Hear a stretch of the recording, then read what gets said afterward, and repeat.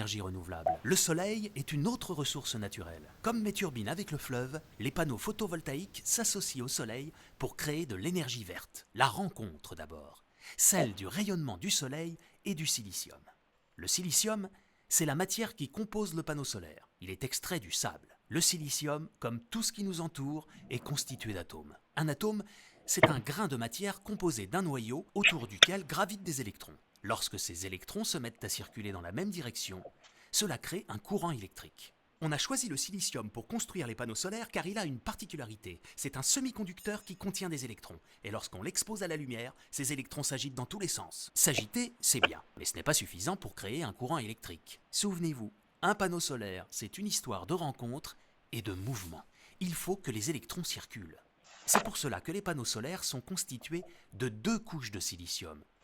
Dans la couche supérieure de silicium, on va placer des atomes de phosphore. Ce sont des atomes qui possèdent un surplus d'électrons porteurs d'une charge électrique négative. Dans la couche du dessous, on va ajouter des atomes de bore. Ce sont des atomes qui possèdent un déficit d'électrons, donc une charge électrique positive. Donc d'un côté un surplus d'électrons et de l'autre un déficit d'électrons.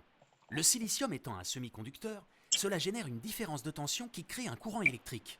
Il suffit ensuite de relier la borne positive à la borne négative en mettant un appareil électrique, une ampoule par exemple, entre les deux. Dès que la lumière du soleil arrive, les électrons s'agitent et se mettent à circuler, du moins vers le plus, alimentant l'ampoule au passage.